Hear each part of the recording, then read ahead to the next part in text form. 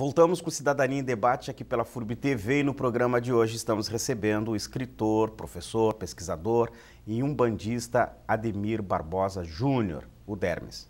Ele fala sobre religiões de matriz africanas e seus muitos livros que tratam deste tema. Aliás, muitos livros. Dermes, eu abri o programa falando que ele tem 41 publicações, mais 12 que ele está colocando só esse ano. Como é esse teu processo de produção, Dermes? Você tem um monte de livro. Eu digo assim que eu escrevo nas horas vagas. Aí tem gente que diz que eu sou vagabundo, né? Porque são muitas horas vagas, mas não é. Tem a questão da disciplina que a gente aprende na universidade. Então, o fato de se fazer um mestrado, fazer um projeto solicitando orçamento para uma prefeitura, para um curso de capacitação, de desenvolvimento, enfim, isso auxilia na elaboração, na pesquisa, na bibliografia. Então, é nesse sentido, a pesquisa que se faz na universidade é a mesma que a gente faz com as fontes, seja da oralidade nos terreiros, seja com os livros. Nesse mesmo sentido, eu dirigi 4 curtas-metragens, né, sobre orixás, um deles com participação de Leci Brandão, sobre Iemanjá, e é mais ou menos o mesmo processo, quer dizer, disciplina, organização. A gente sabe que a espiritualidade ajuda, sim, está sempre presente, mas eu preciso fazer a minha parte, né? E aí a pesquisa e a disciplina, principalmente.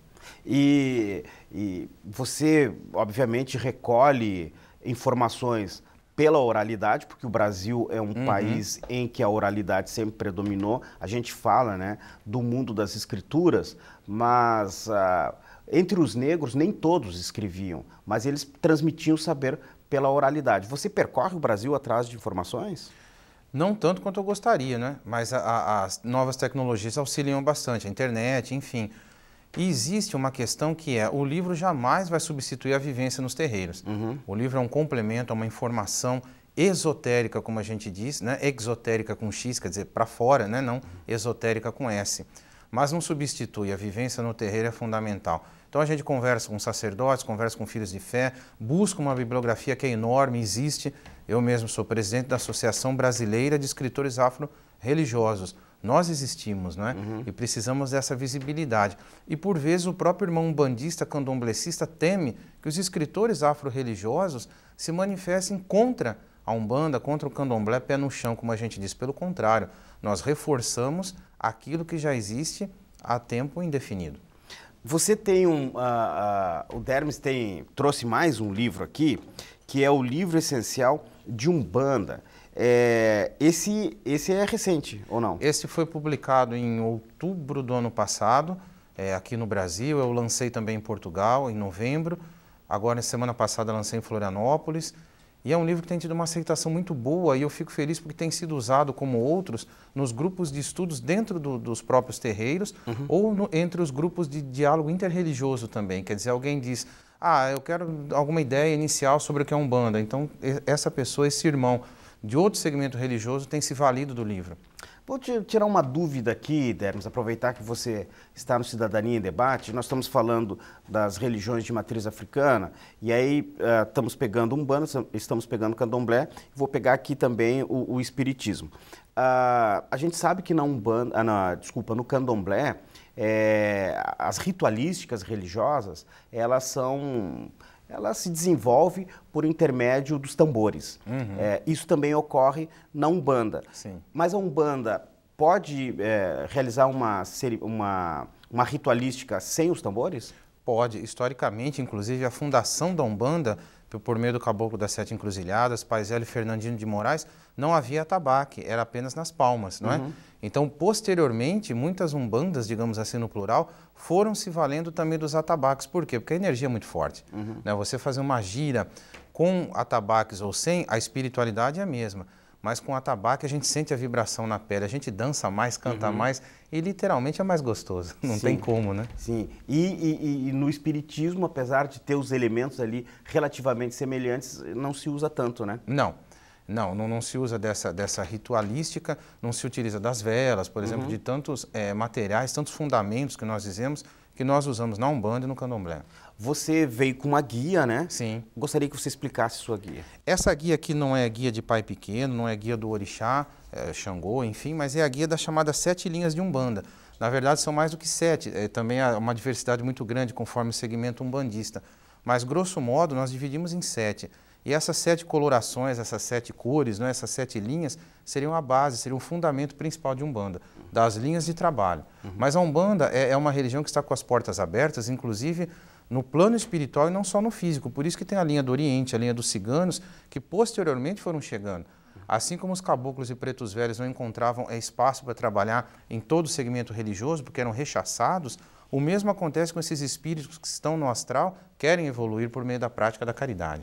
Eu sei que alguns adeptos do candomblé, adeptos da Umbanda principal e do espiritismo, acabam meio que colocando uma hierarquia, né, nessas ritualísticas ou quem segue, né, dizendo que o candomblé é onde estão os mais velhos, aqueles que, né, os orixás, né, que seriam os mais velhos, porque no espiritismo trabalha-se muito com os doutores, né, na Umbanda. Rola isso mesmo? O que acontece? O que acontece, assim, de verdade, a espiritualidade não vê placa. A espiritualidade é tão humilde, e por isso que a gente diz que o orixá não usa sapato, ele vem descalço em terra, né? Embora às vezes o médium use por uma questão de casa, de ritualística, enfim, mas a espiritualidade não. E a gente sabe que muitas vezes o orixá, os espíritos de modo geral, não vou nem falar do orixá, ele se plasma de diversas maneiras. Então, quantas vezes um caboclo não recebe o espaço específico para trabalhar num determinado segmento, então ele vem num outro plasma de outra encarnação sua, como um médico, num outro formato, mas é o mesmo espírito. E no caso dos orixás, por vezes se questiona muito, o orixá que desce, digamos assim, num centro de Umbanda, num terreiro de Umbanda, é o mesmo que desce no candomblé. Na verdade, os orixás também têm gradações. Então, por exemplo, o Xangô primordial que está lá na Aruanda, no Orum, chame como quiser, não é um Xangô que vai incorporar num médium como eu. Por quê? Porque simplesmente meu corpo físico não aguenta tamanha luz, tamanha energia. Então o Xangô que nós incorporamos, seja na Umbanda, seja no Candomblé, seja na definição teológica que for, ele tem um grau hierárquico menor que se adapta ao corpo físico. E mesmo assim a luz dele é muito maior do que a nossa. É o exercício de humildade para conseguir chegar ao nosso corpo físico e incorporar ou intuir, ou nós temos outras mediunidades que não são de incorporação, enfim. E a espiritualidade está sempre aí nos dando o exemplo, né? Você fala em trabalho, quais trabalhos eles fazem? Eles fazem diversos trabalhos dentro do plano da própria espiritualidade, como assistência a doentes, como cuidar dos filhos espirituais que eu digo, não quem é de uma casa necessariamente. Existem as diversas formas de mediunidade, talvez a mais conhecida e que chame a atenção das pessoas seja a incorporação, mas ela não é a única, não é? E mesmo a incorporação é mal compreendida, porque às vezes as pessoas pensam que o espírito do médium sai do corpo para que do orixá, do guia ou do guardião venha. Não pode sair, senão há o desencarne.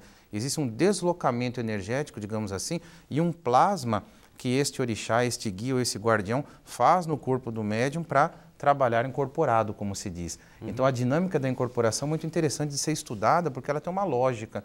Não é como as pessoas pensam, a espiritualidade é um caminho e a ciência é outro. Não, cada vez mais está comprovado que as duas caminham juntos, né?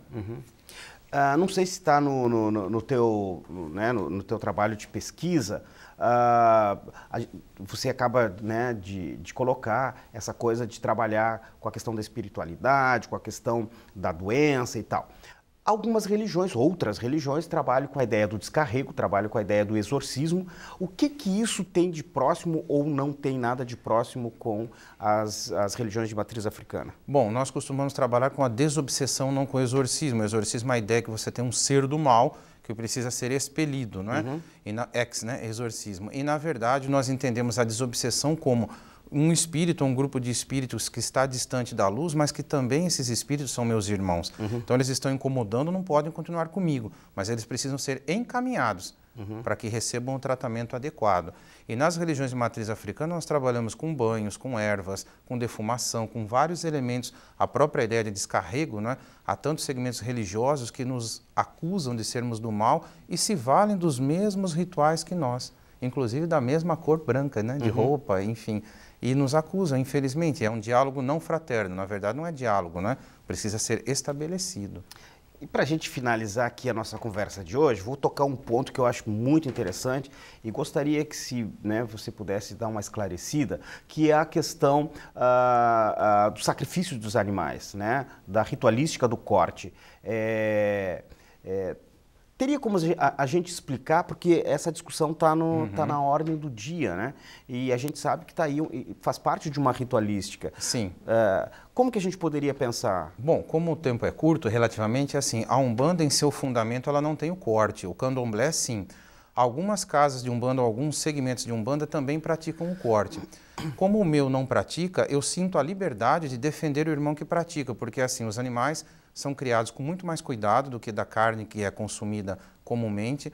O sacrifício do animal é feito ritualisticamente, de modo que se use o sangue e alguns elementos vitais para, como o nome diz, vitalizar ou revitalizar alguns elementos, e a carne é consumida pela comunidade. Inclusive no entorno das casas de candomblé, principalmente, há pessoas que só comem carne quando aquele terreiro faz o sacrifício de animais, se vale daquilo que precisa, inclusive do couro para fazer os atabaques, e a carne é distribuída gratuitamente para a comunidade. Então existe um preconceito muito grande. Por que não se pode fazer uma ritualística? E repito, eu a defendo porque eu não a pratico. Eu a defendo para o irmão que a faz com respeito, de forma a se utilizar da carne, se utilizar do couro e do pouco de sangue para lavar suas contas, suas guias, seus otás, suas pedras ritualísticas, enfim, conforme cada casa o faz.